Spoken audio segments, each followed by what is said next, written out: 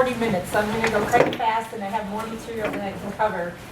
So we're going to talk about some tax things. I'm also going to talk about healthcare reform because I got some feedback that people want healthcare reform. And I could probably talk all day on that, but fortunately we're not talking about that all day. Fortunately or unfortunately. All right, so this is called the year of change, or the beginning of change, because last year at this time we didn't have a clue as to what was going to happen in 2013 with tax rates. The Bush tax cuts were expiring.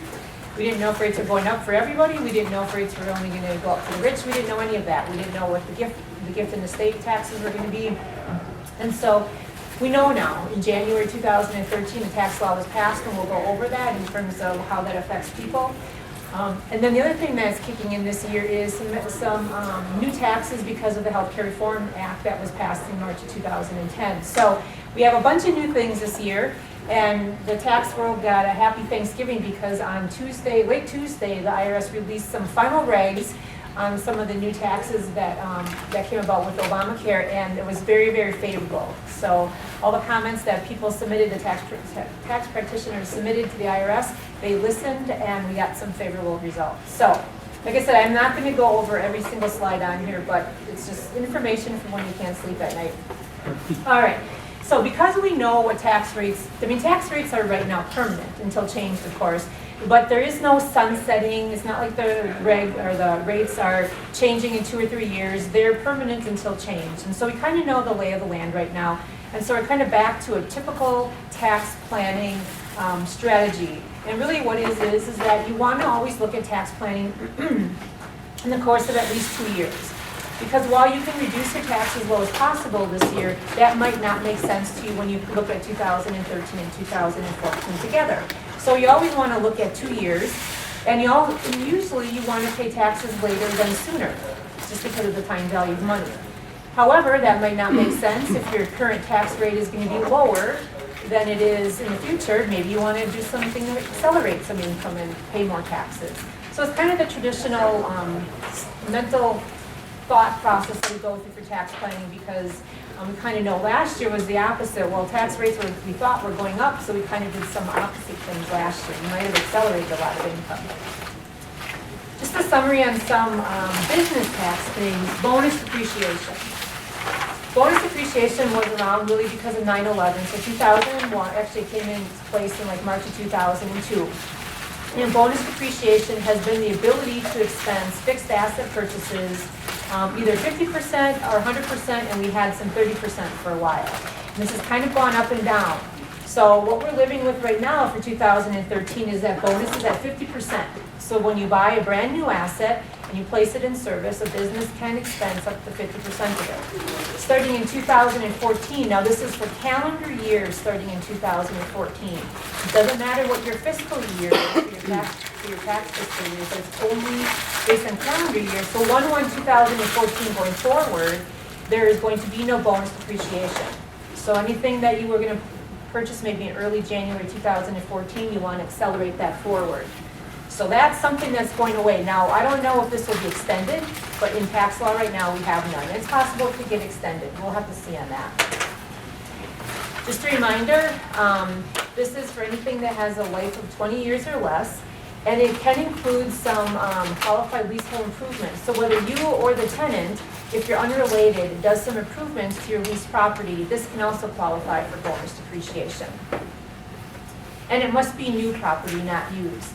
The one good thing about bonus depreciation, which has presented a lot of planning opportunities, is that it can create a net operating loss, which means that that net operating loss can then go back to prior years and possibly get a refund, or it can carry forward. So sometimes you want to take a lot of bonus depreciation even if you don't have a lot of income because of that net operating loss. And it's mandatory. You have to take it unless you're left out. So, and you kind of left out, and you're left out not by asset, but by lives of assets. I want to left out in my 3-year or my 5-year or my 7-year or 5 or 7 or whatever the case may be, but I can't pick and choose assets, unfortunately. So that's bonus. Bonus has been a huge, huge benefit to a lot of clients, and it has caused their taxable income to be artificially low over the last 10 years, 12 years, whatever it is, because of this accelerated depreciation. The other thing that kind of goes along with bonus depreciation, which has been an accelerated or a much higher amount, is the Section 179 expense. This has been around in tax law forever. But as you can see, pre-2003, it was very, very low dollar amounts. You could expense up to $25,000, but only if you had fixed asset purchases of under $200,000. So very, very low levels, very small businesses could take advantage of this. But as you can see, over the years, the ability to take Section 179 has increased. And for tax years, now this is a tax year concept. Bonus is based on the calendar year that your asset is placed in service, but Section 179 is a tax year. You can see for tax year 2013, we have a maximum expensing level of $500,000, and you can have up to $2 million of fixed asset additions. So much larger corporations have been able to take advantage of the Section 179. Now, for tax years beginning in 2014, this is dropping back to the pre-2003 levels. So the $25,000 limitation on the Section 179, there'll be some indexing for inflation, but so we're limited to a very small dollar amount again for our Section 179, unfortunately, unless again this is extended or increased somewhere along the line. This one can be for newer used property. So we use the bonus depreciation and the Section 179 for the used, and we can kind of pick and in Section 179 you can pick and choose assets. So a lot of times you would take bonus and you would use your Section 179 expense to pick and choose the assets that you wanted to place expense to get to the taxable income that you wanted to have. Now, here's the thing to remember and we need to watch out for. So book depreciation is straight line for the most part and goes steadily along. Tax depreciation with all the bonus and this increased Section 179, if this is our book number, our tax number has been above. But at some point in time, our tax number, because we've so accelerated, is going to go below our book. If we get bonus increase, or if we get bonus back and Section 179 back, our tax will go up again for the year. But eventually it's going to go down. And when your tax depreciation is below your book depreciation, that's when you get income created. And if you're not aware of that for 2014 or even maybe 2013, you should ask your CPA, hey, what's my difference going to be for book and tax depreciation for this year and for 14? Because while we've enjoyed tax versus book and getting these nice deductions, at some point it's going to go like this. And that surprise is not going to be fun. I mean, lots of my clients have taken maximum advantage of this stuff, and they have, their difference in their depreciation, accumulated depreciation is millions of dollars that they're going to owe tax on in the next 4, 6, whatever number of years.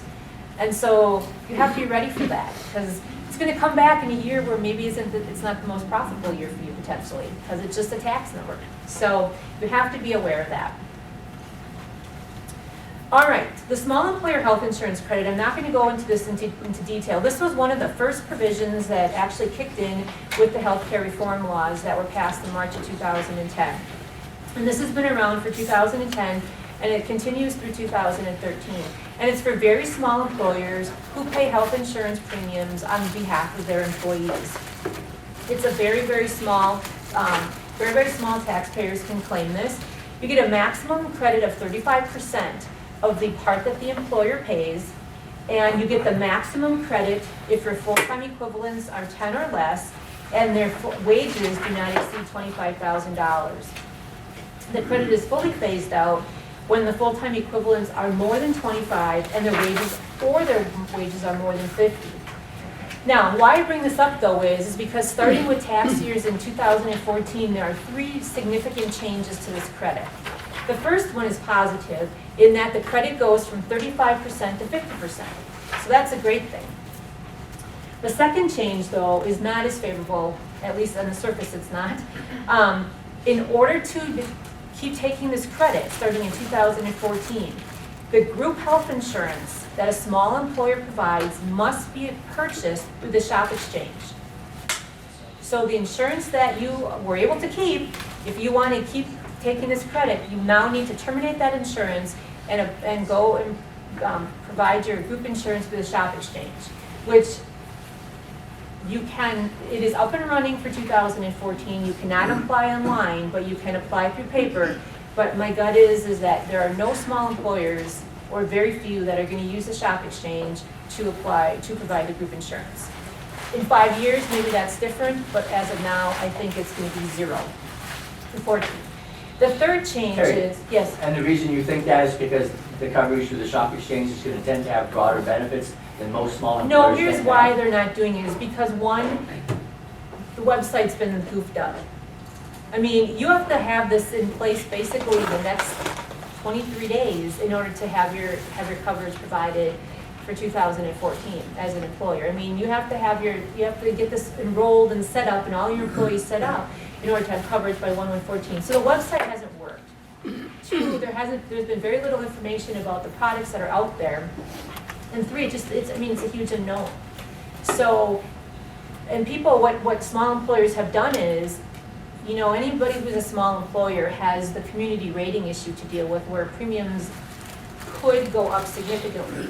But a lot of small employers got around that by early renewing before January 1st, 2014.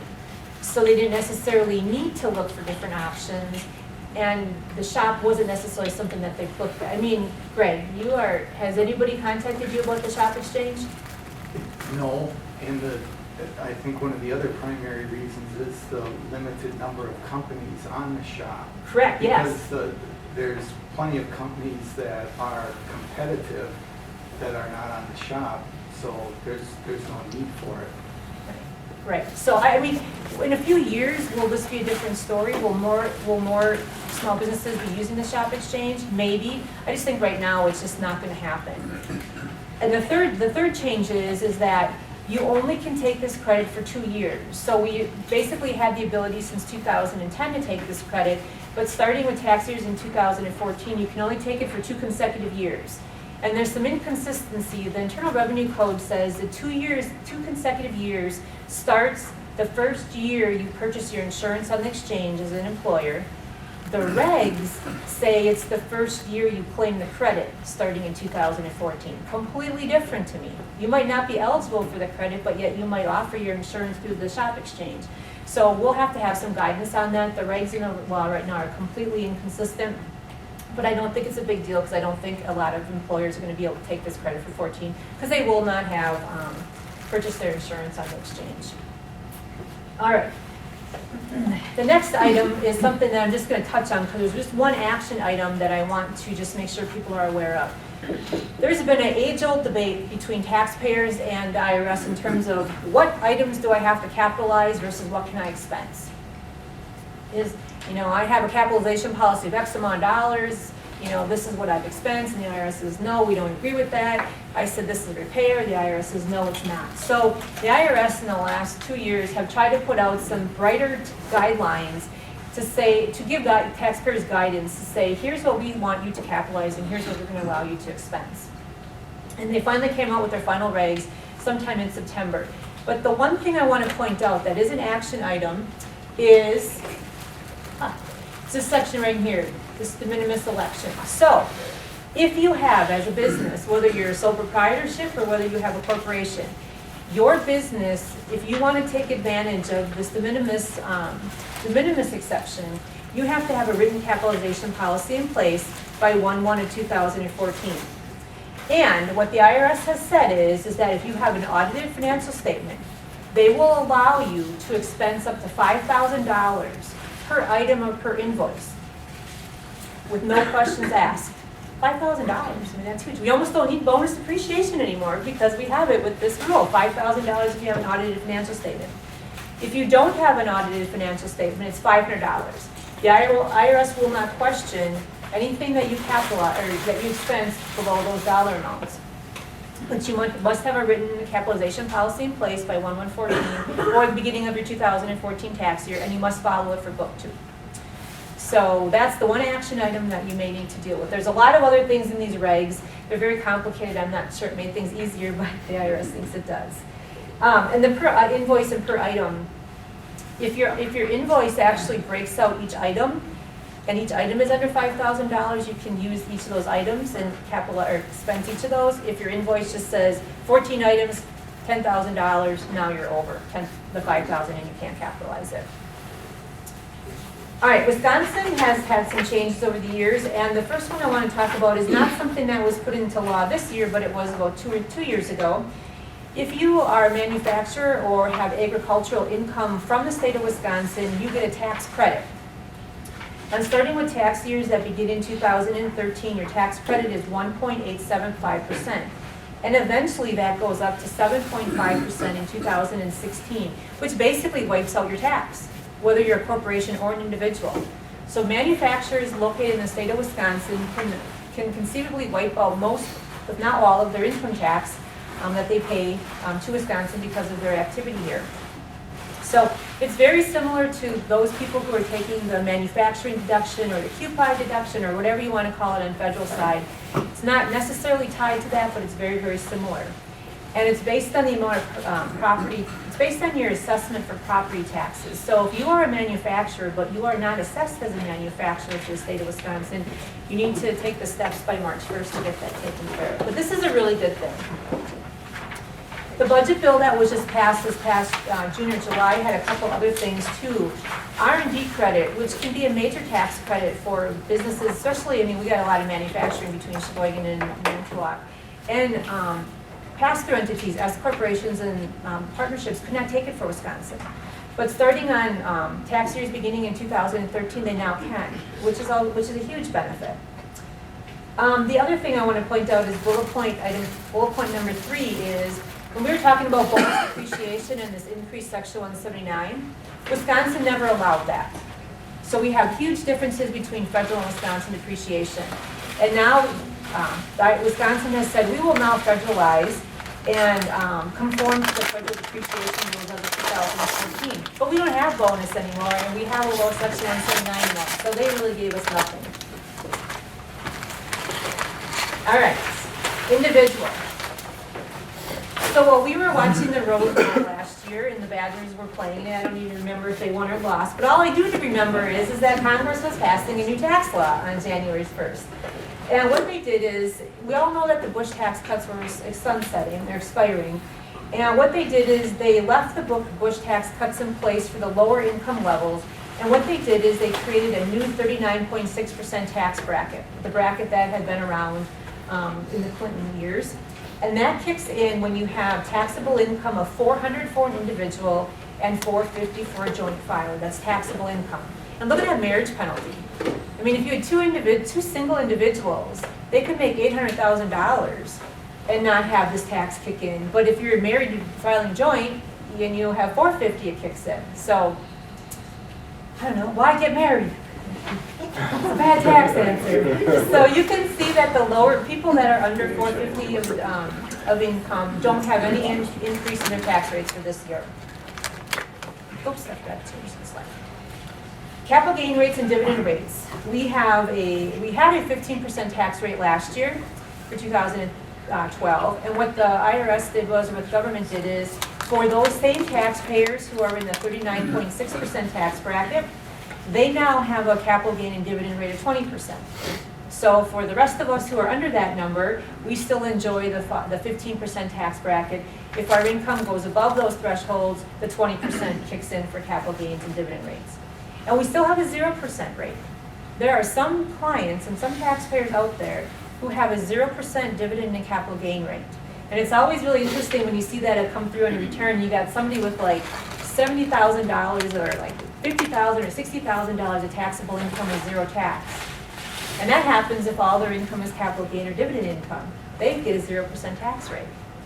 And so it's like, I got clients that say, hey, here's $60,000 in taxable income, but zero tax, because they have the right kind of income, capital gains and dividends.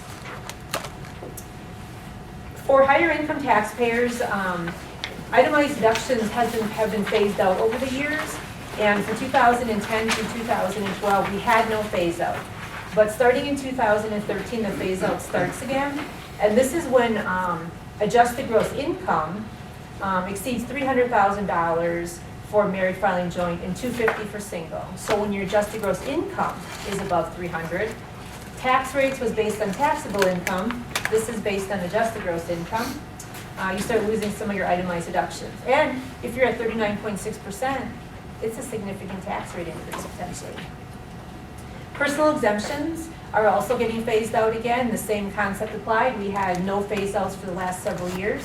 And now starting in 13 for the higher income taxpayers, we have the phase outs again. If you're an AMT, the alternative minimum tax, this doesn't matter that your personal exemptions are phased out because you weren't getting the benefit for it anyways. All right. The next tax I want to talk about is not something that happened in January during the Rose Bowl, but it was something with the healthcare reform tax that was implemented in March of 2010, and it's finally kicking in for 2013. And we just got final regs the day before Thanksgiving. We got final regs on this, and they were very, very favorable to the taxpayers. And I haven't even had time to read them all, but there's some very favorable things in there. So what is this? One of the new Medicare taxes with Obamacare is on net investment income. And normally when you think of Medicare tax, you think of withholding and wages and earned income. So this is kind of the first time we have a Medicare tax on net investment income. And it's for tax years that start in 2013, and it's for individuals, estates, and trusts. And trusts and estates are really hit hard by this, really hard by this. Individuals have this when their adjusted gross income exceeds certain amounts. And that's $200 for single, $250 for married filing joint, and $125,000 for married filing single, and only $11,950 for trust, which is why trusts and estates are really hit by this. So if your adjusted gross income is below $250 as a married filing joint taxpayer, you don't have this tax to worry about. It's only those taxpayers that have income of more than $250,000, AGI, not taxable income. So you always got to know what's the threshold, and is it AGI versus taxable income? So if you have more than $250,000 of AGI, you potentially have this tax kick in. Now, what is investment income? It's really the things that you think about as investment income. It's interest, dividends, annuities, royalties, and rents. And we'll talk about rents in a second, because rents was the big unknown, scary issue for a lot of my clients. So rents. And what I should say on, right after here, in rents, what I should say, unless earned in a trade or business. So if you have interest income on your return for some reason, and you earn it in a trade or business, meaning that you are in the trade or business of loaning money to collect interest income, that interest would not be subject to this tax. If you have made a loan to your business, which your business is a trade or business, and it pays you interest on that loan, that's not from a trade or business, because you are not in the trade or business of loaning money. So anybody who's loaned money to their corporation and collects interest from your corporation, and your income is above the 250 AGI, you will have this tax to pay, potentially on your interest income. The next bullet point is income from trades or businesses in which you're passive. So if you own an S corporation or a partnership that you own because you're family business, but you do not participate in that family business. You have siblings or somebody else is running the operations and you just own it. You're passive. That is net investment income subject to this tax. Now, if you own an S corporation or a partnership that you work at, and it's your business and you run it, and you spend more than 500 hours a year, that is not passive. And you are not subject to that tax in this income. But if you have siblings who own your company with you and they don't do anything, they will be subject to this tax. And then, of course, capital gains and other gains from the sale of property. Now, the one big issue that we had with rent was the common situation where you have an individual who owns a business, whether it's a C corporation, S corporation, or partnership, and they also own the real estate. And that business pays rent. So basically you're paying rent to yourself. Your business pays rent to you as the owner of the building. And that was a big unknown, because tax law, rent is usually passive income. Tax law, though, there's special rules that make it non-passive, so we beat that test. But the issue was, if I own one rental property and collect rent from my business, am I in the trade or business? Is that rental activity trade or business income to me? And the proposed regs were pretty much silent on that, although they did give a good indication that the answer is going to be no. You are not in a trade or business. If I have one rental property and I'm really just renting to myself, you are not in a trade or business and you would have been subject to this tax. And so for many business owners, I mean, this is a common arrangement. And in the past, when you didn't have this tax to worry about, the company takes the rent deduction and the individual picks it up into income. And it's a wash. But when we have this tax, it wasn't going to be a wash. And moving rent income from one pocket in the same pair of pants was going to cost 3.8% tax. And in the regs that came out on Tuesday, the IRS said, in this particular situation, when you are renting from yourself, it is not subject to this tax, which is huge. Phew. This is going to be a lot easier to deal with now going forward because that's 90% of my clients were in that situation. So that's the good, that is really, really good news for us. The IRS listened to us. What does this not include? Net investment income does not include wages or earned income. Tax exempt income like muni interest. So municipal income, municipal bonds, with rates going up to 39.6% and this additional 3.8% Medicare tax, municipal bond rate of return just got a lot better than they were. Because we have all this additional tax, rates are higher, their rate of return is much better on an after-tax basis. Net investment income does not include income from that business that you own that you actually participate in. And if you sell the stock of your S corporation or you sell the interest of your partnership, even though you're selling the interest, the IRS says you kind of look to the assets. And if you don't have investment assets inside your business, you potentially don't have any of this tax to pay. Selling C Corp stock, you will pay this tax, but selling your S corporation stock or your partnership interest, it is possible that you will not only tax on that gain, which is good. Life insurance proceeds never taxable, so not subject to this tax, and Social Security income not taxable either. All right, and I'm going to skip. I just have some examples in here and how this tax is actually computed. But like I said, the regs are very, very favorable for taxpayers in a lot of situations, so that was a very, very good thing. All right. Let me just say this. I'm going to go back to an example, though. Let me just say this. You only, there's that threshold, the 250 of AGI, and you pay the tax on the lesser of your net investment income or your income over the threshold. I did not really say that because I was going to go over the example. So let's go over example number one. You have earned income of $225,000 and you sell your vacation home, which generates net investment income. Your adjusted gross income is $285,000. A single taxpayer, their threshold is $200 and their AGI is $285, so their excess over the threshold is $85,000. But their net investment income is only $60,000 and you pay the tax on the lesser of.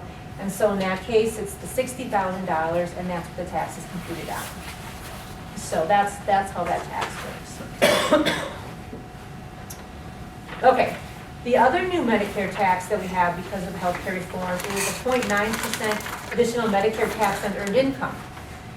This is for wages and other earned income. And if you have wages of more than $200,000, Medicare wages, your employer should start withholding from you.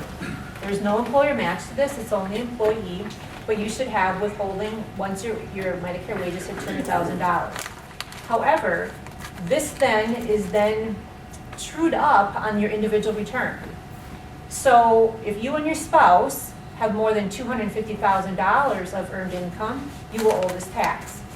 If you're single and you have $200,000 of earned income, you will owe this tax. And so while your employer is withholding from you, you may owe a little bit or have a refund because of this tax, because withholding starts at $200,000, regardless of what your filing status is. So because you have so let's just say, for example, I'm single and I have 2 jobs, and I make $125,000 in each job. So my earned income is $250. But as a single taxpayer, this tax kicks in at $200. Because I was under the $200, neither one of my employers started withholding because I was only $125. But on my individual return, I'm at $250 of earned income. I owe this tax on $50,000. So you can have some inequities that kind of kick in because we have a $200,000 limitation. And I can't tell my employer in that situation to withhold. it's Medicare tax, it's computed. It's not like you tell your employer to withhold more or less Medicare tax, the regular Medicare tax, and you can't tell them to withhold more or less of this. But anybody who's got employees, your payroll software is taking care of this, I'm sure. All right, Wisconsin, as part of the budget bill, tax rates are coming down in Wisconsin. Slightly, and maybe you'll be able to feel this. You know, the old tax rate was 4.6%, it went down to 4.4. So I don't know, that might save $100 a tax maybe in that bracket, I don't know. But what they really did is they condensed the brackets into 1, 2, 3, 4 brackets, and they reduced the top bracket from 7.75% to 7.65%. Again, not necessarily something that's huge. And if you have kids in a private school, I'm sure you know about this because I think they pretty much jumped on it. But don't pay your tuition until 2014 because you can take a subtraction on your Wisconsin return starting in 2014. And if you have an elementary student, it's $4,000 per student. And if you have a high school, it's $10,000 per student. So $10,000 times the highest tax rate is 7.65%. That's a $765 tax savings. So wait, don't do it in January or in December. All right, healthcare reform. I was talking to Greg about the website. Who has been to healthcare.gov? All right, who's been there recently? Yeah, I was just there today too. It is better. Now I didn't go through the whole process, but what's better about it is this, is that if you went a few weeks ago, actually if you would have went right away in October, right in early October, and you wanted to look at the prices for the various plans that are being offered in the exchange for the county that you live in, you wouldn't have been able to see it. They were not out there. Probably about a week or two into the huge mess that they have with the website, they did finally put premium information. So you could go in, if you looked for it, it wasn't obvious, you had to kind of look for it, you could find out what the premiums were for the plans that were offered in your county. But it gave you no other information. Now what's there today, front and center, there was always these 2 women that were on the healthcare.gov website. They're gone, and there are 3 buttons. I think it's like yellow, red, and blue or something. And the yellow one over here on the left says, find out about the plans. And I clicked on it. And I put in my family's ages. That's all. Ask for where you live, state and county, and then they want to know ages. Because 2014, health does not matter for an individual policy. So health does not matter. They did not ask if we were smokers, they only asked for ages. And I was able to find out details about the plans. And I printed one of the summary of benefits and coverages, which are standard. That was one of the things that came through with healthcare reform is that for every of the choices I have a summary of benefits and coverage that I could look at that will be exactly the same for every different policy. Now, what I found out was I have available to me 28 plans in the bronze level. And bronze means that plan covers 60% of the potential actuarial determined costs. 28 plans.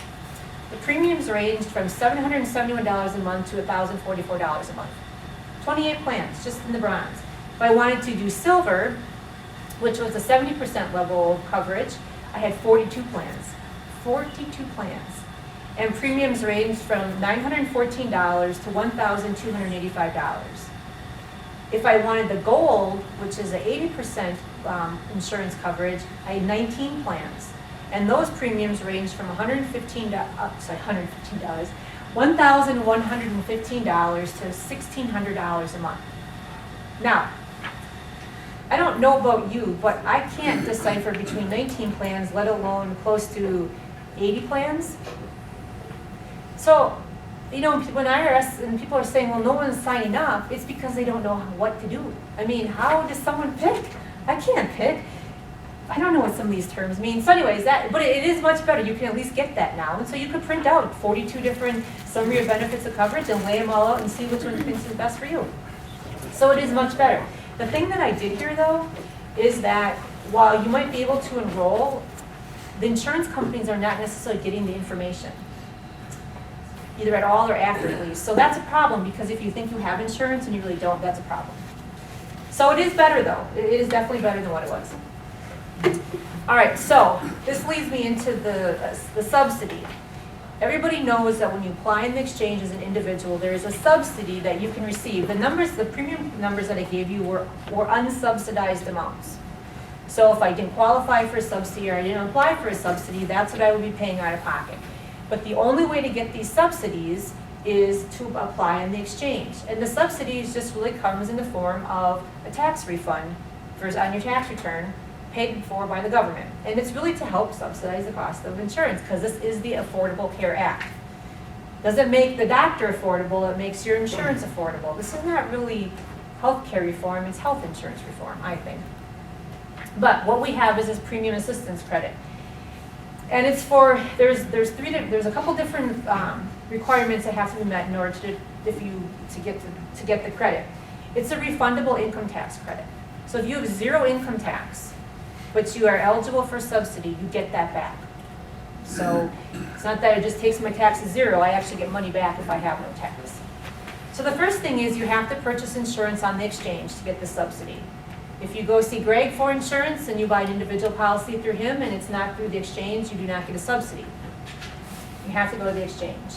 The second requirement is a household income, which is your adjusted gross income, plus muni income, plus your untaxed Social Security income, your household income, and household is you and your spouse and your kids that you claim as a dependent that file a return. So that's your household. Your household income must be at least 100, but under 400% of the federal poverty level. If you're under 100% of the federal poverty level, you're on Medicaid or some other government assistance, so you don't need a subsidy. But 100 to 400% of the federal poverty level. Now, 400% of the federal poverty level for a family of four is $94,200. So, you are only not eligible for subsidy as a family of four if your income is more than $94,200. So in the state of Wisconsin, how many people are not eligible for a subsidy? I don't know, 10%, 5%? I mean, everybody. Think about your employees. Every one of your employees, many of your employees have income between 100 and 400% of that federal poverty level. For a single person, and I'm just going to be guessing here, a single person, the 400% of the federal poverty level is probably somewhere around $50,000. So a lot of people are eligible for subsidy. So you have to get your insurance from the exchange and your income has to be between those ranges.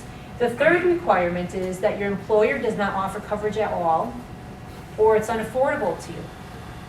And unaffordable to you is defined to be the employee piece for single coverage only, regardless if you need married or whatever, single coverage, the employee piece. If that is more than 9.5% of your household income, it's unaffordable to you. So if you have no insurance and you go to the exchange and your income is between that 100-400% of the federal poverty level, you qualify for subsidy. Or if your insurance is unaffordable from your employer, you qualify for subsidy. Now, I'm going to go over some examples, and I'm going to tell you why this is all really important to all of us. When you go to the exchange, there is no group coverage. You are applying on the exchange as an individual. And so, how many individuals want to pay $1,600 a month for insurance? So the subsidy is to kind of be the employer piece, to some extent.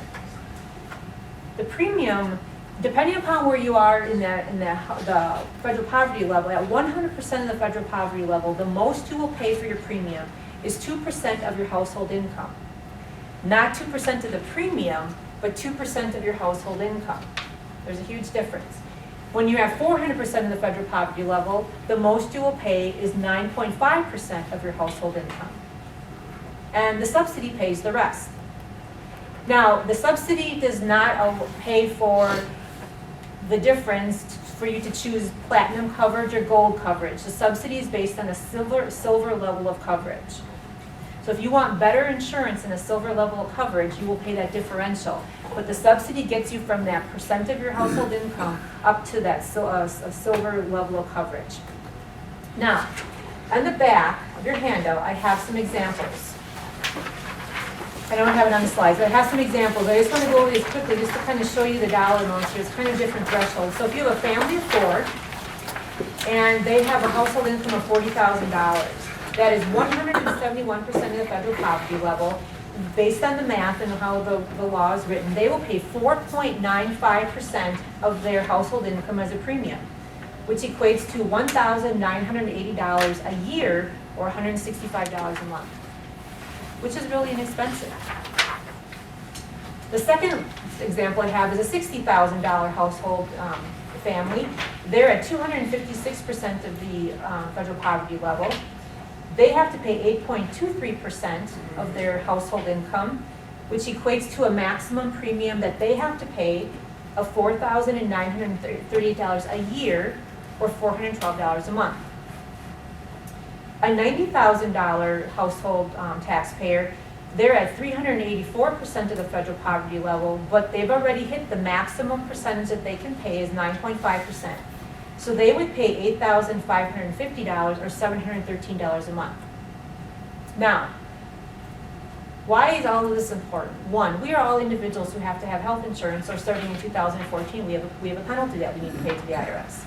So, we have to decide, am I eligible for a subsidy? Is my income between 100 and 400% of the federal poverty level? Does my employer offer me insurance? And if he does, is it affordable or is it not? And am I going to be better off going, do I qualify for a subsidy and should I go to the exchange? You know, am I going to be worse off because my out-of-pocket is going to be higher? Is the doctor that I want to use going to be part of my plan? I mean, all those things considered. But when you look at the true cost of the insurance, the premium, you know, if you're at the low income range, $40,000, that's probably way less expensive on the exchange than any employer insurance provided. Small employers. A small employer, you do not have that mandate to offer insurance to your employees. If you're under 50 employees, you do not have a mandate. So what you do with your group insurance is up to you. You can keep it, you can terminate it, whatever you want to do is what you want to do. There's no penalty. If you offer insurance to your employees and you make it affordable to them, which is the single premium, the employee portion, if that is under 9.5% of their household income, they can't get a subsidy. They might be better off having a subsidy, but they can't get one because your insurance is affordable. So a small employer may need to start asking themselves, who are our employees? What do we know about their income?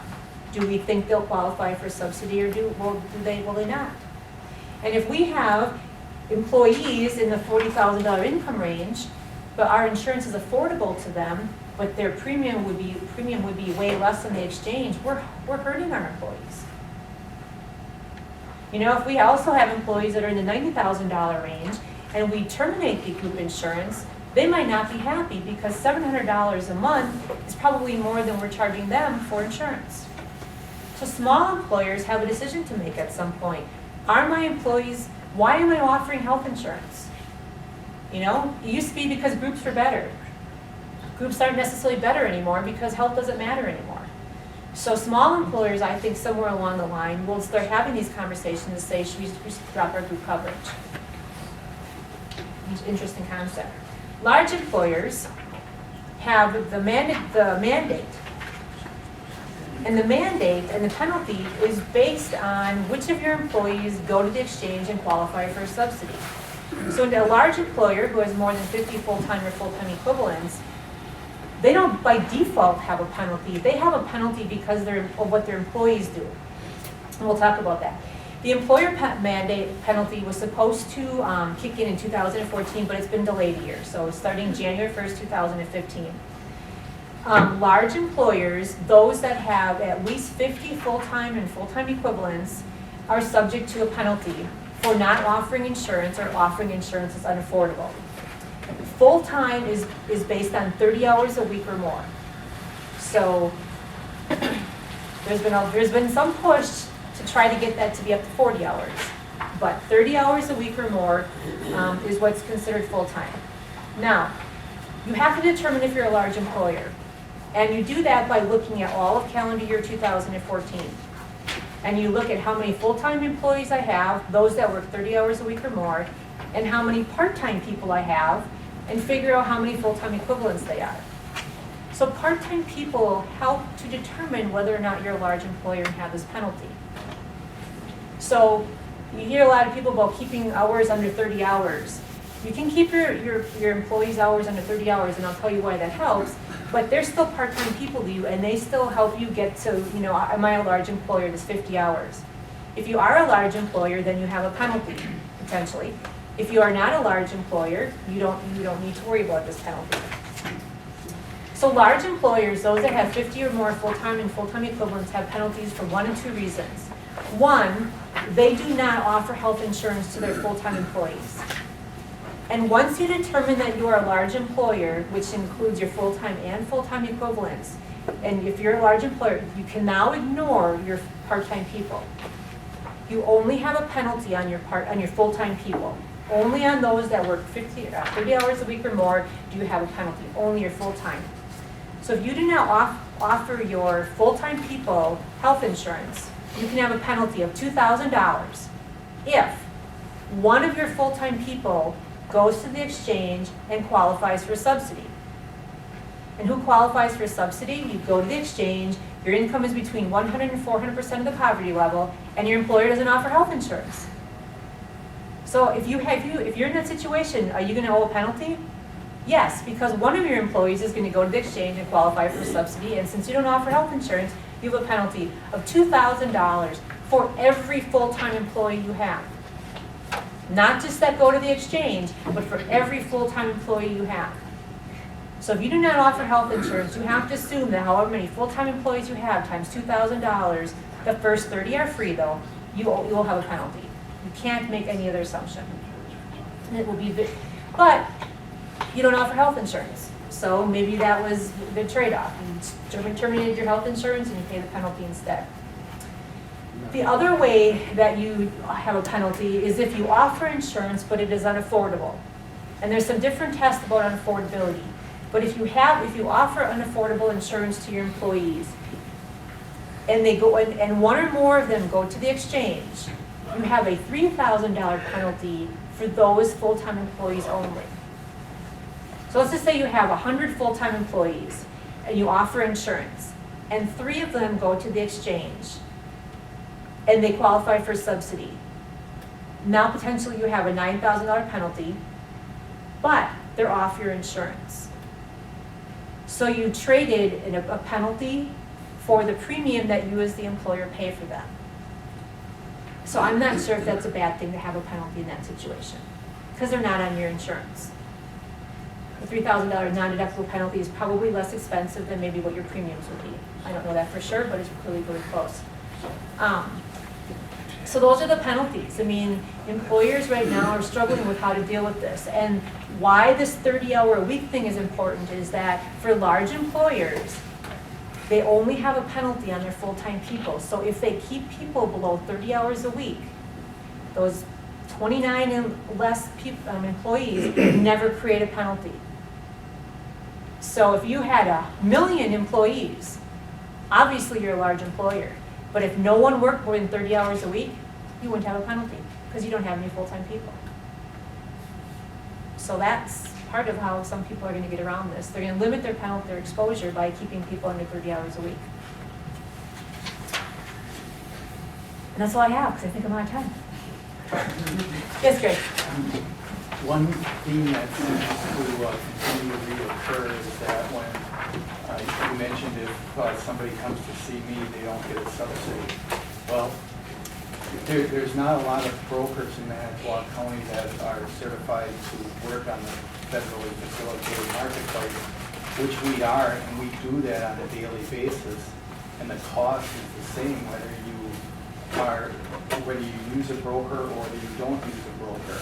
So a lot of these calculations that we went over here, we perform those on a daily basis, and there's no additional cost to it. And I don't know where the general public gets this, but it seems like they seem to think that we have an aversion to the marketplace. We don't. And it's been pretty apparent that it's been real difficult to work on the marketplace. We've had very limited success, whether it be paper applications or phone applications or through healthcare.gov, but we are seeing some success. And it's also very interesting to see that if someone isn't a good candidate for the marketplace based on income, they can actually buy a plan for less money than what they can on the marketplace. So that some of the companies that don't participate in the marketplace are actually more competitive than what companies are offering for rates on the marketplace. With the Yeah. same scope of coverage or with maybe certain carve-outs, like no maternity coverage? Well, for the male, for the Charlie, you male. should know the answer to that, but that can't. Well, no, there- No, but I'm talking about non-exchange policies. No, that can't happen going forward. Right. 2014. No. Right, If the yeah. coverages are the same. Right. Yes, My question is, can you do nothing? Can you just stick with the insurance plan that you have through your employer? sure. Just go with it? Just- Yeah, I mean, if you have insurance coverage through your employer, Okay. even though you might be eligible for subsidy, there's no requirement that you go off your employer plan.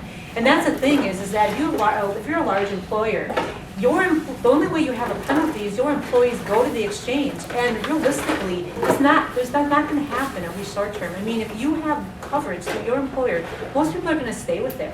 One, they don't know that they qualify for a subsidy. Two, they don't want to mess with a website that doesn't work. Three, they like their doctor. Four, they like going to their HR person. I mean, this is a cultural thing that's going to take a lot of time, I think, to switch. And so, I mean, did you know that you might be eligible for a subsidy, people in this room? And even if you are, would you leave your group plan or would you stay with your group, your employer plan? And if that's the case, your employer doesn't have a penalty, regardless of if your insurance is unaffordable or not to you. If employees do not go to the exchange, there is no penalty for the employers. Do you know, I guess my question is kind of dig a little deeper. So when you file your income taxes, that's when they're going to ask these insurance questions, correct? Is that kind of how I Well, understood it? Okay, so if you actually go to the exchange, or what you mean in terms of the penalty for individuals? Well, I'm going to keep my insurance. Oh, yeah. So really, is there anything? So then there's nothing that you need to do on your personal return for 14. We have a Okay. lot of employees asking, how are they gonna know? Yeah. Maybe that's what. How are they Yeah, gonna I have know, employees how are they asking, gonna know if they're gonna eligible know? for a How am I gonna subsidy? get penalized? Not me. Oh, as a I mean, for company. not having insurance? Yeah, the Mhm. employees are asking, how's the government gonna know if they have insurance or not? Well, there's gonna be a bunch of reporting requirements that will start, there's no reporting requirements for 2014. Right. But they start really January 1st, 2016 for 15. And insurance companies have to do some reporting, the exchanges will be sharing information, large employers have some reporting.